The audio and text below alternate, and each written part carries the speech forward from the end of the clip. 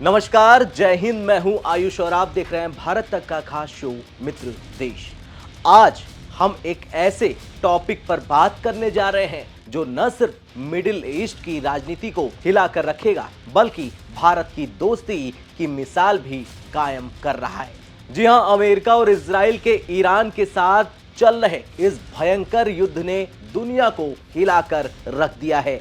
लेकिन ऐसे समय में जब मिडिल ईस्ट के देशों में जहाज नहीं पहुंच पा रहे हैं, उड़ानें रद्द हो रही है और फूड सिक्योरिटी का एक बड़ा संकट सामने खड़ा हो चुका है, उस वक्त भारत ने एक बार फिर अपनी दोस्ती का हाथ बढ़ाया। मदद मांगते ही भारत ने जहाज भेजा, सैकड़ों टन मदद पहुंचाई और इस कदम से ईरान भी हैरान हो गया। जी हां, आप सही सुन रहे हैं। यूएस ईरान वॉर और इजराइल ईरान न्यूज की इस जंग में भारत की भूमिका क्या है, कैसे फूड सिक्योरिटी मिडिल ईस्ट में एक बड़ा मुद्दा बनने वाला है और भारत ने किस देश को इतनी बड़ी मदद पहुंचाई है, आज हम इन सब पर विस्तार से बात करेंगे। सबसे पहले बात करते हैं इस युद्ध की। मार्च 2026 में हम हैं और ये युद्ध 28 फरवरी 2026 को शुरू हुआ था, जब अमेरिका और इजराइल ने ईरान पर बड़े पैमाने पर हमले किए। इसे अमेरिका ने ऑपरेशन एपिक फ्यूरी नाम दिया। दोस्तों, ये कोई साधारण संघर्ष नहीं है, ये एक ऐसा युद्ध है जो मिडिल ईस्ट को बदल सकता है, उसके नक्शे को बदल सकता है। अमेरिका के राष्ट्रपति डोनाल्ड ट्रंप ने इसे ईरान की न्यूक्लियर महत्वाकांक्षाओं को रोकने का तरीका बताया है।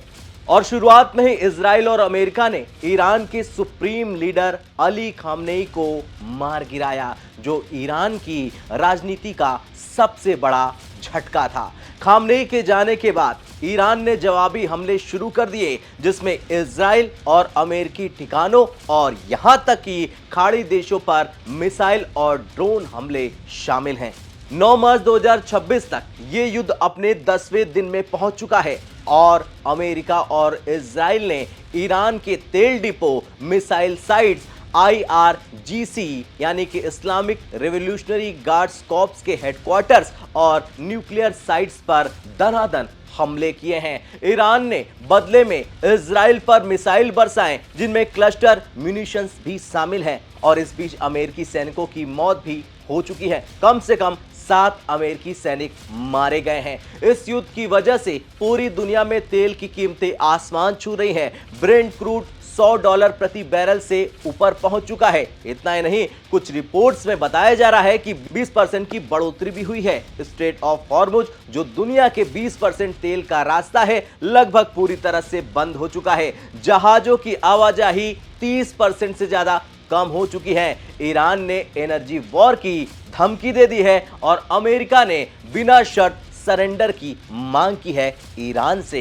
इतना ही नहीं, इजराइल ने ईरान के सुप्रीम लीडर मुज्तबा खामेनेई यानी जो अली खामेनेई के बेटे हैं, उनको भी निशाना बनाने की धमकी दे दी है और ये युद्ध अब लेबनान, इराक, सीरिया तक फैल चुका है, जहां हिजबुल्लाह और अन्य ग्रुप शामिल हो सकते हैं। अब इसका वैश्विक अर्थव्यवस्था पर असर पड़ रहा है। स्टॉक मार्केट्स गिर रहे हैं। ऑस्ट्रेलिया में ही देख लीजिए, ऑस्ट्रेलिया में $90 बिलियन का नुकसान हो चुका है। अब बात करें भारत के लिए, तो भारत के लिए भी चिंता का विषय है, बहुत बड़ा चिंता का विषय है, क्योंकि भारत का 55 से 60% तेल इंपोर्ट गल्फ से ही आता है। इराक, सऊदी अरब, यूएई, कुवैत से आता है। लेकिन इस युद्ध में भारत की भूमिका एक दोस्त की तरह है, जो संकट में मदद करता है और मदद कर भी रहा है। एक तरफ ईरान की मदद, दूसरी ओर मिडिल ईस्ट के देशों की मदद। अब आते हैं मुख्य मुद्दे पर। मिडिल ईस्ट में फूड सिक्योरिटी का संकट है। जहां पूरी दुनिया को तेल की समस्या दिख रही है, वहीं मिडिल ईस्ट के देशों पर फूड सिक्योरिटी का बादल मंडरा रहा है। यूएई हो या सऊदी अरब, इन सभी देशों में 90% से ज्यादा खाने पीने का सामान बाहर से इंपोर्ट होता है, यानी बाहर से उनके यहाँ सामान जाता है। वो कुछ उगाते नहीं है। रेगिस्तान होने की वजह से पानी की कमी है और कृषि सीमित है। सामान्य समय में ये देश यूरोप, एशिया और अमेरिका से फल, सब्जियां, अनाज इंपोर्ट करते हैं, ये आप जान लीजिए। लेकिन इस युद्ध ने सब कुछ बदल दिया। स्ट्रेट ऑफ हॉर्मुज बंद होने से जहाज नहीं जा पा रहे, ऐसा कहा जा रहा है। उड़ानें प्रभावित हैं, कई पैसेंजर फ्लाइट रद्द हो चुकी है और कार्गो भी। अब बहुत कम लोग जानते हैं कि अंतर्राष्ट्रीय पैसेंजर विमानों के कार्गो होल्ड की बड़ी मात्रा में ताजा फल जाता है, सब्जियां और अन्य खाद्य पदार्थ भेज दिए जाते हैं। जब उड़ानें कम होती है तो सप्लाई चेन पूरी तरह से बिखर जाती है, पूरी तरह से टूट जाती है। दुबई में ही एक्सपर्टों ने चेतावनी दी कि फ्रेश फूड के स्टॉक सिर्फ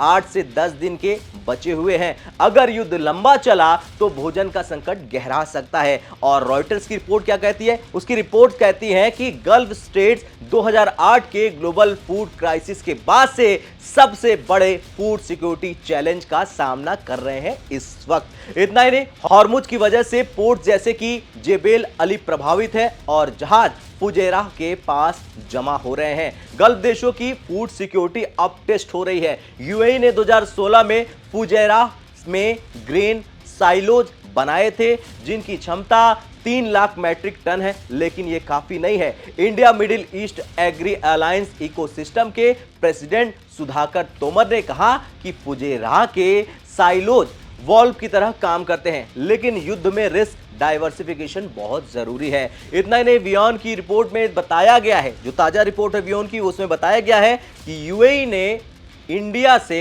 हजारों पैकेट्स एयरलिफ्ट किए हैं और यहां भारत की एंट्री हो जाती है। संकट के समय भारत हर बार की तरह संकट मोचन बना और वो देश है यूएई। मदद मांगते ही भारत ने जहाजों को भेजा। जी हां, स्पेशल कार्गो फ्लाइट्स के जरिए 7 मार्च 2026 को अबू धाबी में एक स्पेशल कार्गो फ्लाइट लैंड हुई जो 80,000 किलोग्राम ताजे फल और सब्जियां लेकर उतरी। इनमें करीब 12,000 पैकेट्स थे जो भारत से भेजे गए हैं। यह व्यवस्था यूएई की बड़ी रिटेल कंपनी लुलु ग्रुप इंटरनेशनल ने की थी, जो कि देश भर में सुपरमार्केट चलाती है।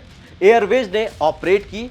ये कोई छोटी मदद नहीं है, सैकड़ों टन की मदद है और ये सिर्फ शुरुआत है। लुलु ग्रुप ने ये प्लान किया है कि और भी इंपोर्ट्स किए जाएंगे और भी पैकेट्स भेजे जाएंगे। अब सवाल है कि क्यों एयर कार्गो? क्योंकि समुद्री रास्ते से कई दिन लगते हैं और ताजा सामान खराब हो सकते हैं। समय सबसे महत्वपूर्ण है दोस्तों। यही वजह है कि एक्सपर्टों का मानना है कि जब ग्लोबल सप्लाई चेन में बाधा आ जाती है तो कंपनियां लॉजिस्टिक बदल देती हैं और सामान्य समय में जहाज या पैसेंजर फ्लाइट्स, लेकिन संकट में कार्गो फ्लाइट्स उतारी जाती हैं। यूएई के लिए ये और भी जरूरी है क्योंकि वो 90% भोजन आयात करता है दूसरे देशों से। ताजे फल सब्जियों में भारत, पाकिस्तान, यूरोप पर उसकी निर्भरता है। ऐसे में अगर देरी हुई तो सुपरमार्केट में कमी दिखेगी और भारत ने ये मदद करके दिखा दिया है कि दोस्ती क्या होती है। यहां पर ईरान हैरान है क्योंकि भारत ने न्यूट्रल स्टैंड लिया है, लेकिन यूएई को मदद पहुंचाकर